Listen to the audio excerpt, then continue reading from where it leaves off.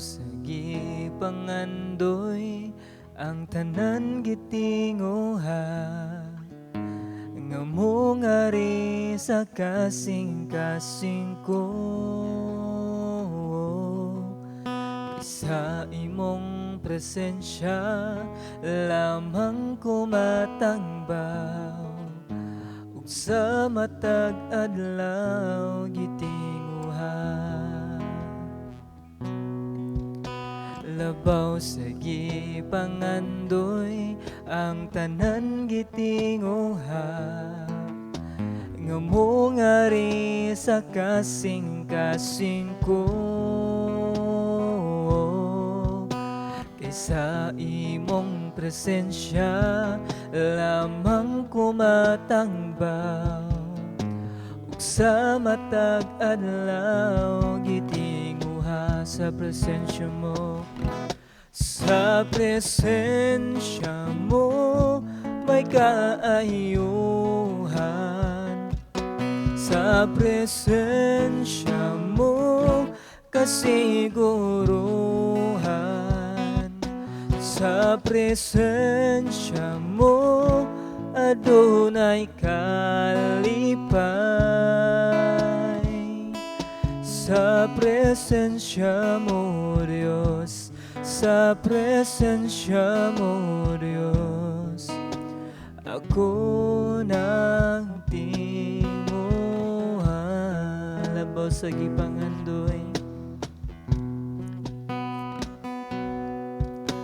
labaw sa gipangandoy ang tanan gitinguha nga mo ngari sa kasing-kasing ko.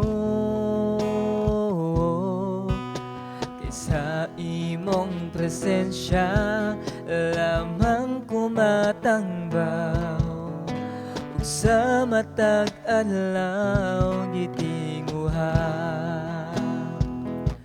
Sa presensya mo may kaayuhan,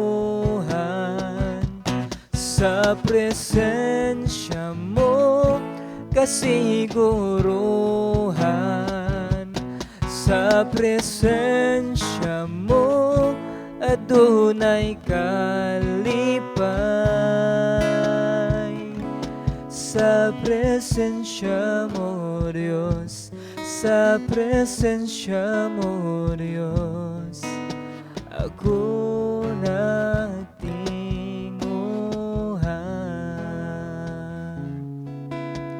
Ako nagtinguha. Ako nagtinguha.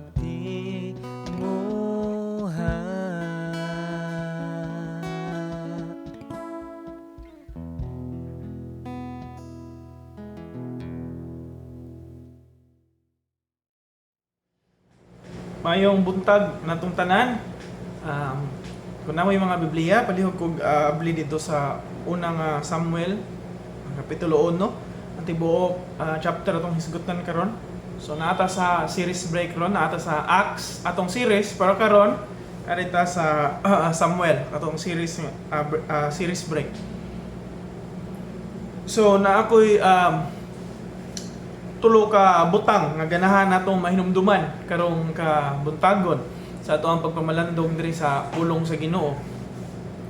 Before ta mo adto sa tulo ka butang, say mag nahuna ta nga isip nga parents or ginikanan, amahan or mainahan, unahuna ta unsa ato ang kailangan buhaton para sa pagpadako sa ato ang mga anak, no?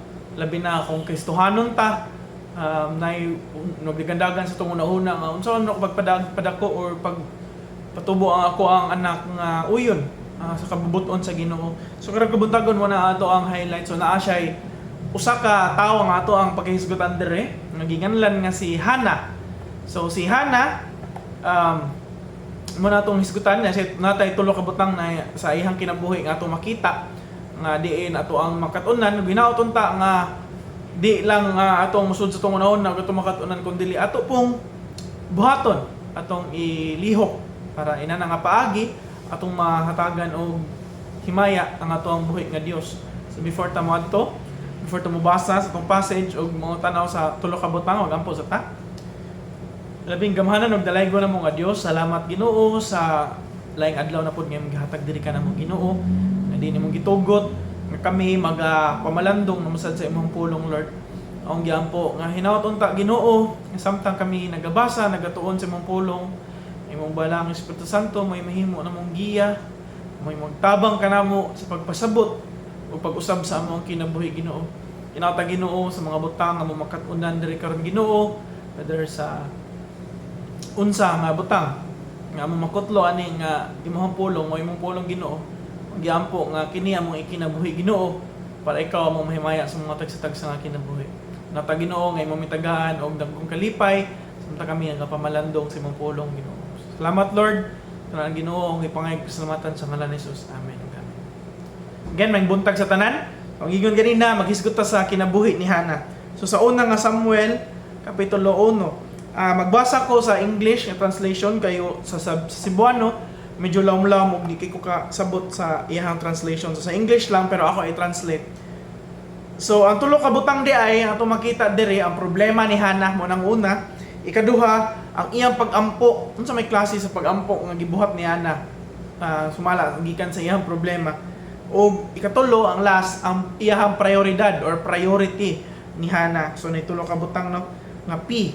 So, problema, ikaduha, iyang pag-ampo or prayer, unya, lastly, iyang prioridad or iyang priority ni Hana. So, arita, sa una nga Samuel, akong pagbabasahon, una, ang problema ni Hana, makita na ito nila sa versikulo 1, kutob sa 8. Ngingon, basahon ako sa English, pero try translate sa Cebuano. So, una, there was a man named Elkanah who lived in Ramah, in the region of Zoph, in the hill country of Ephraim. He was the son of Jeroham, son of Elihu, son of Toho, and son of Zoph of Ephraim.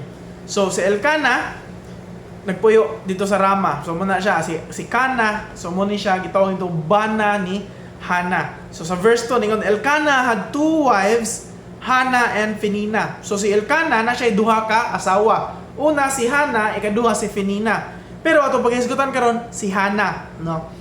So, Phinina had children, but Hana did not. So, si Phinina, ang usa ka asawa ni Rama, na ay anak. Pero si Hana, Elkanah, na ay anak si Phinina, o niya, si Hana, wala. Sa versikulo 3, each year, Elkanah would travel to Shiloh to worship and sacrifice to the Lord of Heaven's armies, to the tabernacle. And the priests of the Lord at the time were two sons of Eli, Hophni and Phinehas. So sa unang panahon ay tradisyon nilang ginabuhat or muna ilang requirements, no, isip nga Hudiyo nga mo hatag silang halad kada tuig, mo gibag annual. Napod sila daily, pero napod sila annual. So kaning annual nila, mo travel din sila dito sa tabernacle, which is na yung mga priest dito. Kaninga times itong gibasa ganina, mga anak ko ni Eli ang nagdala dito sa tabernacle. So ang ilang buhaton maghalad sila dito para sa Ginoo. So verse 4, ingon siya, on the days Elkanah presented his sacrifice, kung gingon nila ganina na yung mga sacrifice, he would give portion of the meat to Phinina and each of her children. And though he loved Hannah, he would give her only one choice portion because the Lord had given her no children. So Phinina would taunt Hannah and make fun of her because the Lord had kept her from having children. So year after year, it was the same. Phinina would taunt Hannah as they went to the tabernacle. So each time, Hannah would reduce to tears and would not even eat. So ang naitabo, since si Hannah wala siya anak, so si Phinina na anak, so samtang ko nung si Elkanah hatag na og sacrifice, na yung mga uban nga part sa meat nga dili nila i-sacrifice, so ilang ikaw apod apilan si Phinina hatagan ni Elkanah og ihang mga anak. Pero si Hannah bisag higugma siya ni Elkanah, since wala man siya anak, ang iyang buhaton papilion na siya unsa nga portion sa meat nga iyang ganahan, no? So muna, so tungod na napakita bua kani si Phinina kaning usa ka asawa ni Elkanah, iyang gitawag na to sungugon. So sa modern nga ato ang translation doon, gitawag na to bully. So iyang bulihon si Hana. So iyang sungugon nga wa kunoy anak si Hana. So tungod ana murag mag-uol si Hana, usahay mohilak niya gid siya maayo, unya usahay di na siya mukaon. Ano, muna ang buhat mahitabo ni Hana. So in verse 8, ingon, "Why are you crying, Hana?" Elkanah would ask. "Why aren't you eating? Why be downhearted just because you have no children? You have me. Isn't that better than having 10 sons?" So muna ang respond ni Elkanah, ni Hana. Iyang pangutanon, "Ngano mohilak man ka? Ngano mag-uol man ka? Ngano di man ka mukaon? Kay tungod wala kay anak. Naamang ko." Moingon ang bana. Makarelate mo ng mga bana, usay magara mo sa iyong asawa. Naamang ko, murag mas labaw pa ko sa napo ka anak, mga anak. So sa unang panahon gi-considered nila as a blessing or panalangin gikan sa Ginoo kung naa sila'y anak, no? Sa Abraham gani gawa ng panahon, no, ganahan sila makaanak gyud kay man ang usa sa blessing. So daghan imong anak, mas gipanalinginan ka sa Ginoo. So anak, basin usa sa reason nga mo na mag-uol si Hana kay tungod anak, kay wala siya anak. Pero usa sa reason nga naka-contribute nga nung mag-uol siya kay sungugon siya ni Penina, ibuli siya ni Penina. So muna ang problema ni Hana. Una, dili siya ka anak.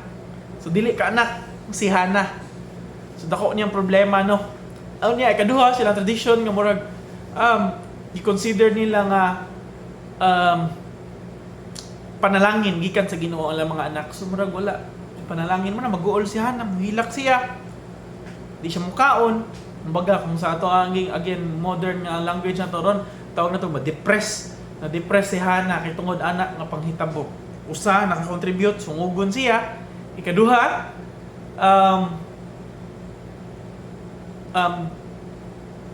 wala siya anak or kanang murag i-consider niya wala siya gipanalanginan sa Ginoo. So nag-goal si Hana. So muna ang problema ni Hana. Usahay kung sa ato ako tan-awon makasugat pud ta og mga problema. Lain-lain nga problema. Basta naa nato dire karon naka-relate ni Hana nga ganahan makaanak pero di makaanak bisag unsang paningkamot. No na mga kailang ay nana. Nga ganahan sila makaanak pero di sila makaanak. Naman gani ma-form nga bata sa ilang tiyan. It's either dili normal kung asa na form ang bata, makuhaan, mapunitan, o goal paminawon, no nga maning ganahan sila makaanak. Usahay bitaw makatan-aw ta, maka-question ta nga bitaw sa kung tanaw nato. For example sa akong mga kaila, ako makita nga responsible gid sila kay mga Kristohanon man, no? Tarong sa trabaho, nagpakasal, nagminyo sa saktong nga panahon, nagsunod ug nag-alagad sa Ginoo, na karon nangayas lag pabor nga makaanak, pero di gid sila makaanak. Pero naay uban noon ato makita bata pa gani, no, gitawag og teenage pregnancy. Bata pa kayo mabuntis. Mga nakas mga kalsada na mga tao nga magsigig panganak.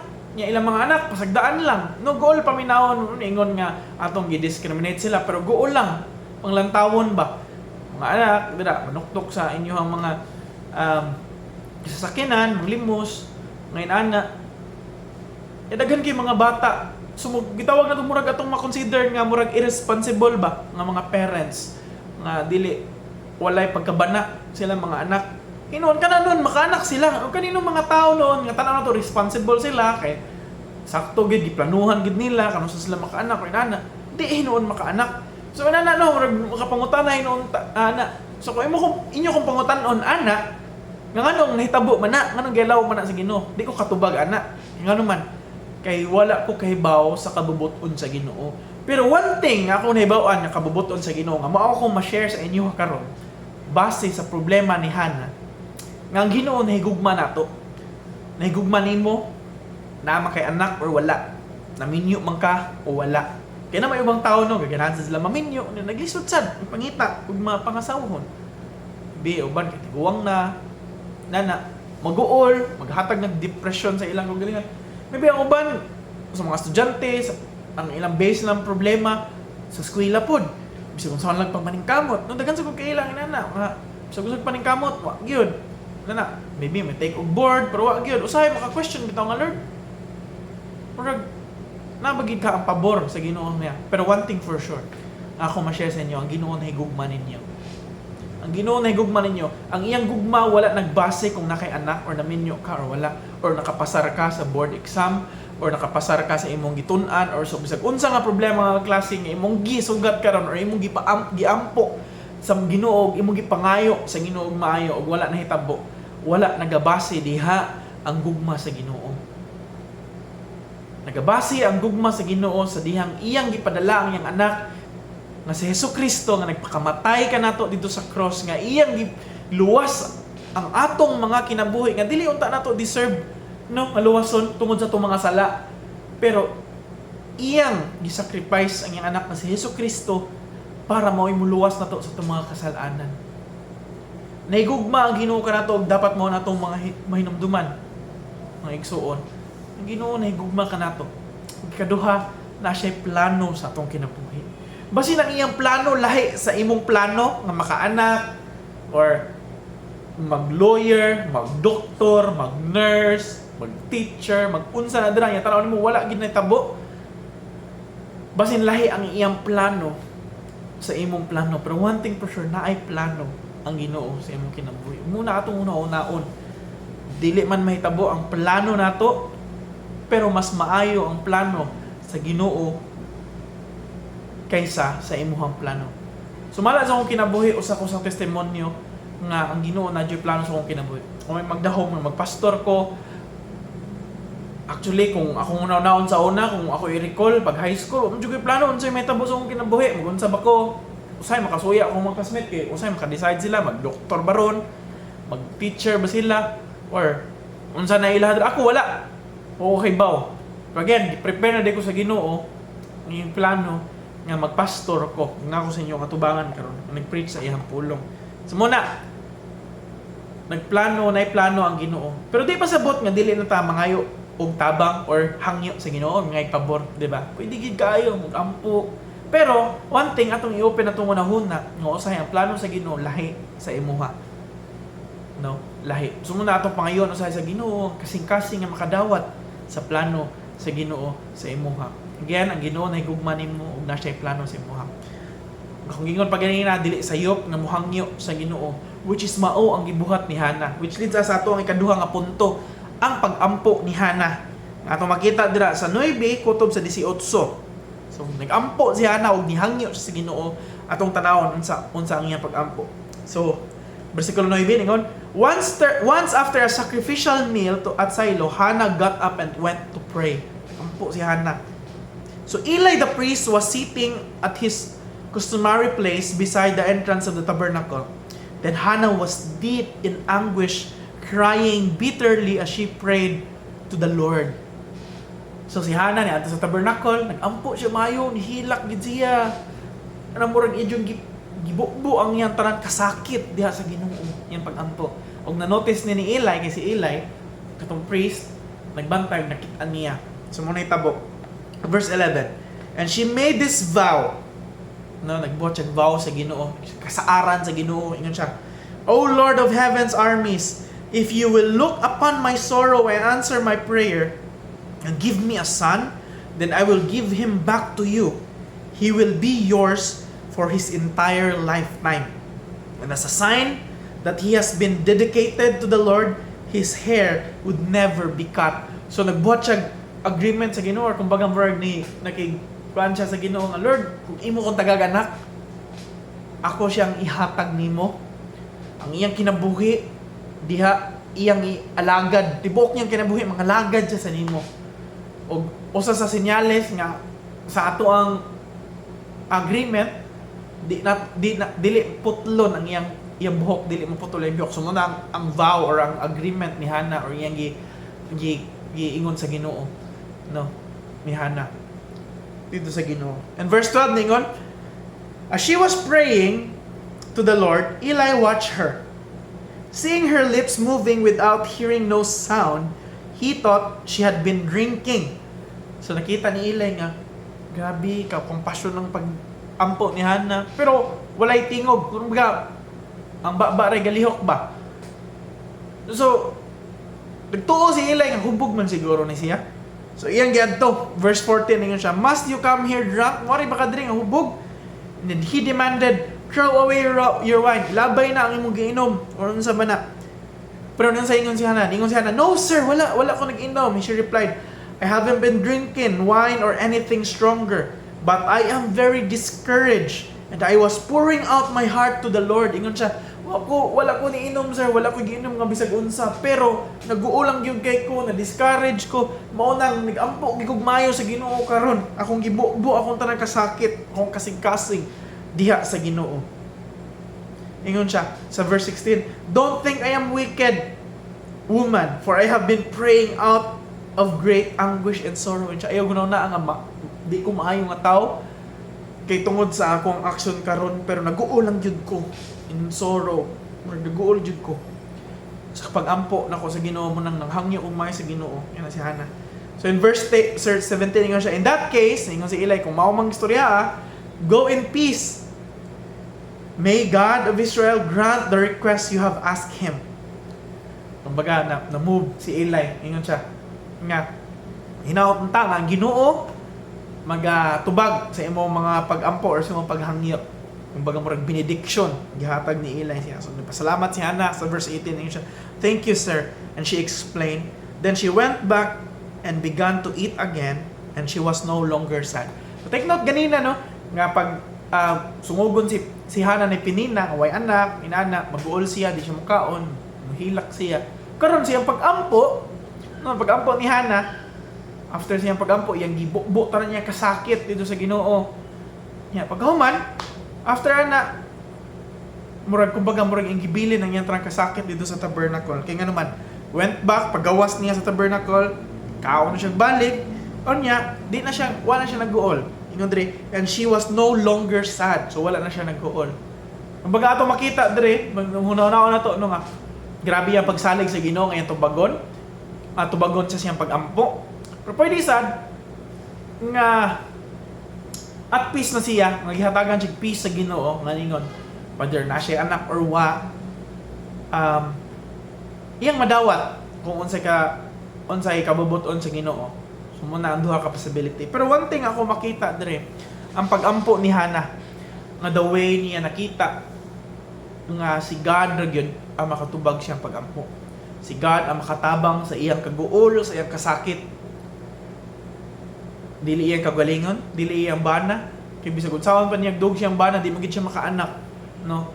Kumbaga, iyang gipurot, iyang gibili, iyang gisulti tanan, iyang kasakit diya sa Ginoo. After ana, iyang nga, Lord, ikaw nang bahala, no? So inana ang pag-ampo ni Hannah. Ano ta makatunta sa iyang the way mo ampo si Hannah, or bisan sa iyang pag-ampo, or bisan sa iyang pagsulbad siyang problema.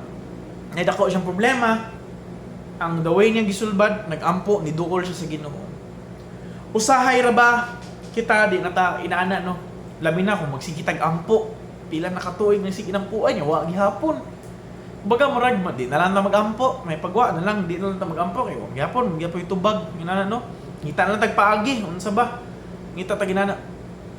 Kung baga usahay na masud na sa tong hunahuna, no? Pero tong naon nga sama ho inatunta sama ta ni Hannah. Nga nagunahuna siya nga Ginoo gyud maghahatag niya comfort. Maghahatag niya peace, or maghahatag niya katubagan sa iyang kasakit. So muna iduol siya sa Ginoo og nagampo siya. And even sa priest nga si Eli, naka-notice niya sa iyang passion, sa iyang pag-ampo. Naaan gali siya hubog, basin siguro overacting na siguro kaysa dito, or unsa na iyang gibuhat dito. Pero gibenediksyonan siya og ningon si Eli, mismo si Eli ningon nga hinaut unta i-grant sa Ginoo ang imong hangyo. Bagay na natungod siguro sa iyang kaguol, or naluoy man siya ni Hannah.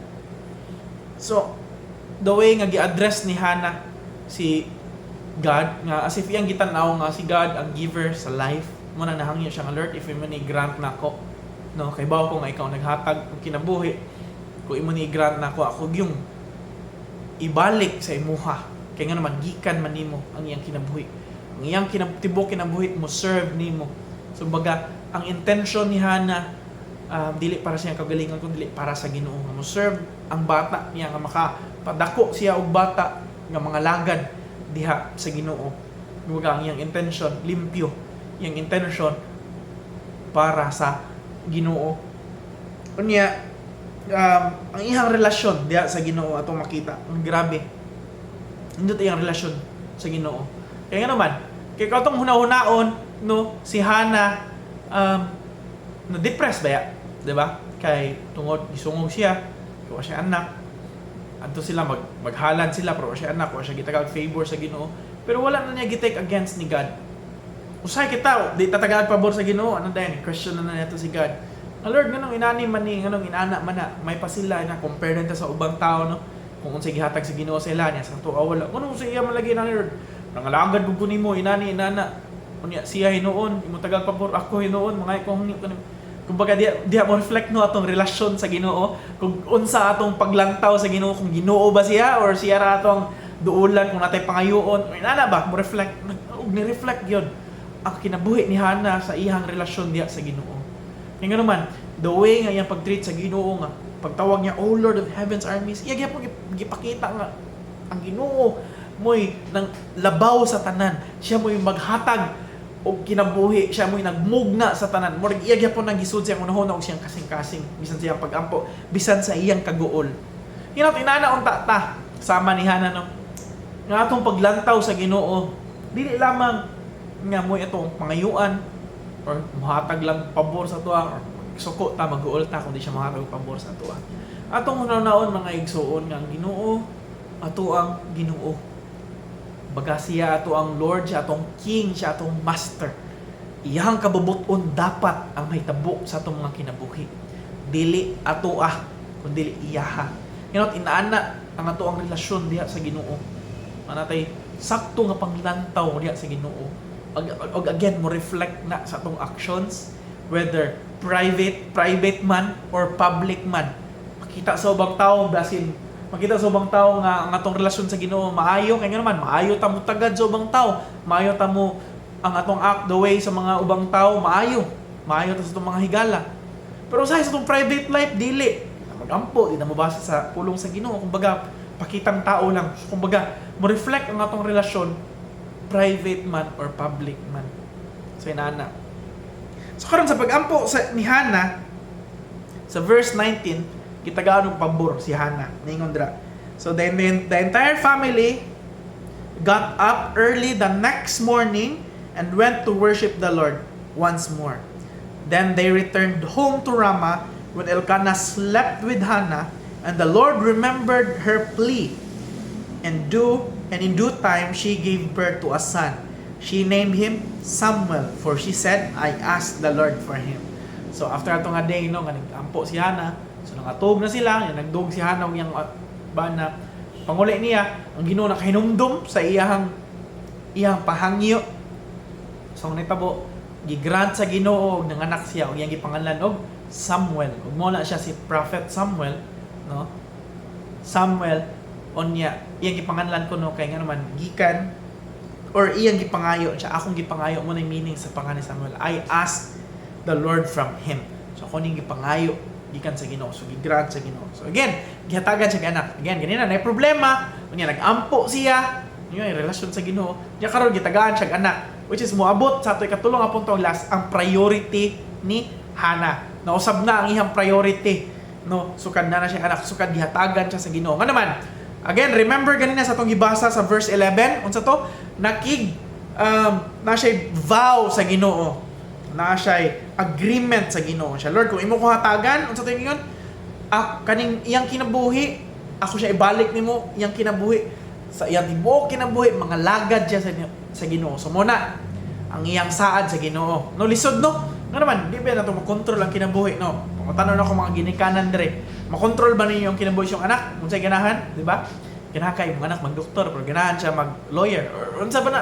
Lain-lain. So di kita kabuot or maka-decide. So lisod ang task nga buhaton ni Hana. Nga naman, iya man ang ingon gi-promise sa Ginoo. So dapat iyang andamon si Samuel nga mahitabo na ang iyang saad dito sa Ginoo nga si Samuel mangalagad sa Ginoo sa iyang tibok nga kinabuhi. So in verse 21, so the next year sa sunod tuig mo na ni nga time no, annually man every year man sila moadto sa tabernacle para mo halad o mo worship sa Ginoo. So the next year Elkanah and his family went on their annual trip to offer a sacrifice to the Lord and keep his vow.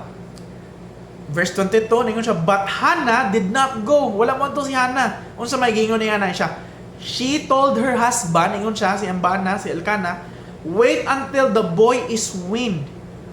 Then I will take him to the tabernacle and leave him there with the Lord permanently. Ningon siya, huwat na usag malutas ning bataa before ko mubalik dito. Nya ikabalik nako, ako na ni siyang ibilin dito para sa iyang tibok kinabuhi ngadto na ni siya mangalagad sa Ginoo. So ningon siya, ayaw sa di pa nimo nga time ako sa ni siyang lutason. So ningon sa verse 23, ningon sa tubag ni Elkanah, ningon siya, whatever you think is best. So Elkanah agreed. Stay here for now and may the Lord help you keep your promise. So she stayed home and nursed the boy until he was weaned. Antun nalutas siya. Bisan si Elkanah ang iyang bana kay bawo sa kabugaton nga gidala niya na ingon gud siya.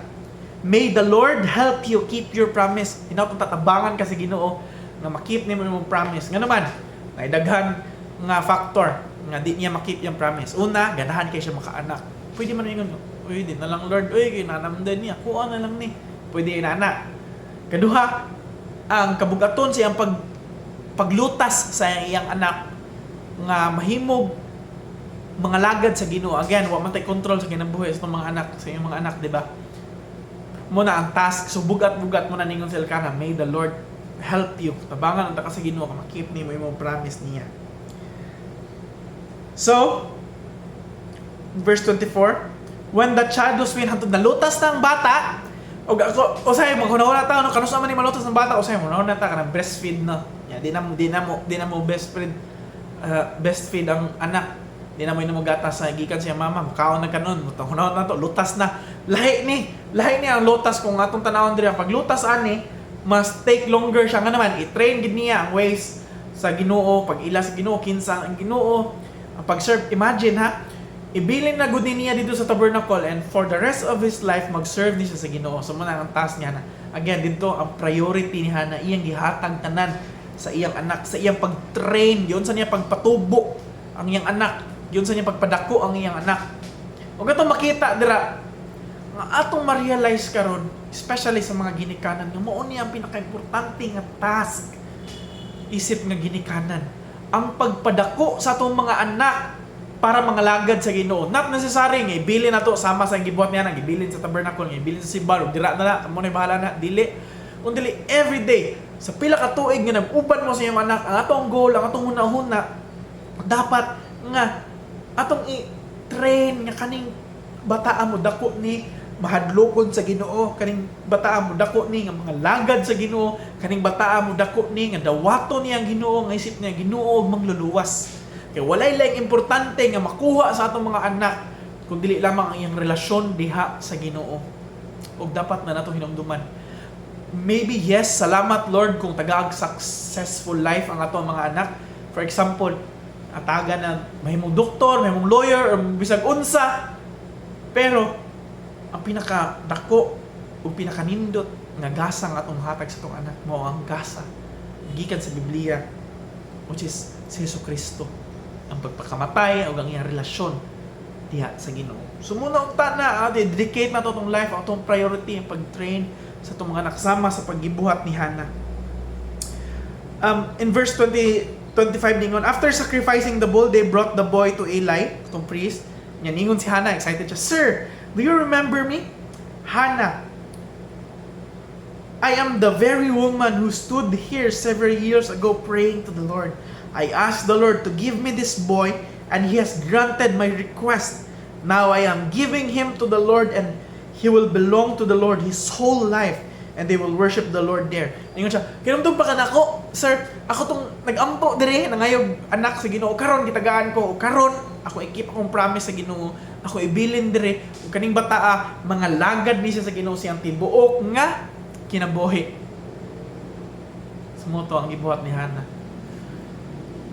Ug accomplish ni Hana ang iyang priority or iyang task nga padakon ang iyang anak, ang mga lagad sa Ginoo. Somehow yung na-convince nga bilin dito, mga lagad dito sa tabernacle ng iyang anak nga mao si Samuel. So kinato makita diri ug hinaut unta nga same priority sa mga ginikanan atong lutason ng atong mga anak, especially sa pulong sa Ginoo nga hunaw-hunaon nila di lang magpadato, makakwarta or mahatagagayahan ng kinabuhi aning kinabuhi nato. Pero hinapunta nga atong paglantaw nga mga lagad mahadlokon sa Ginoo. Nga atong hunahuna ba dili lang aning paraning kalibutan na pila ra gud ta katuig mong kinabuhi aning kalibutan. 60, 70, bonus siguro about 80 or 90. I doubt lisod na gitag kinabuhi na hinay na to lihok ngina ang mga idara. Kumpara sa tibuok eternity nga uban diha sa Ginoo mo pinaka-importante. Ang atuang pag kinabuhi diha uban sa Ginoo for eternity, walay katapusan. Dili lang 60 years or pila unsa ka tuig kun dili sa tibuok. Muna atong pangandaman mga ginikanan ang challenge ato pangandaman, pag-train, pagpadako sa atong mga anak nga padako sa atong mga anak nga mahadlokon or mga lagad sa Ginoo makaila ug mudawat ug surrender silang life, silang mga kinabuhi diha sa Ginoo. Nakita na to dira nga si Hana mismo nakahibaw nga tanan niyang kabutangan bisang ang iyang anak nga si Samuel dili iya kundi iya sa Ginoo. Ug nahimo lang siya tig pangalagad or steward tig bantay. Kung atong buton na bisag unsa nga butangan ning kalibutan na to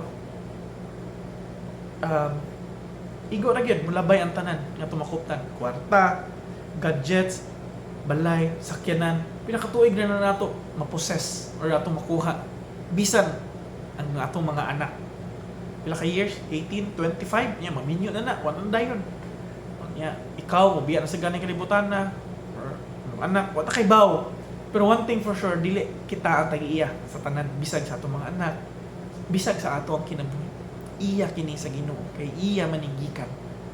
So hinaut unta nga atong alagaan ug atong naunaon sama kang Hana nga dili ni iya iyang ni-recognize mo nang iyang gihatag balik sa Ginoo. Sama unta ni Hana kita pod to ihatag balik sa Ginoo kung unsa ang sa Ginoo.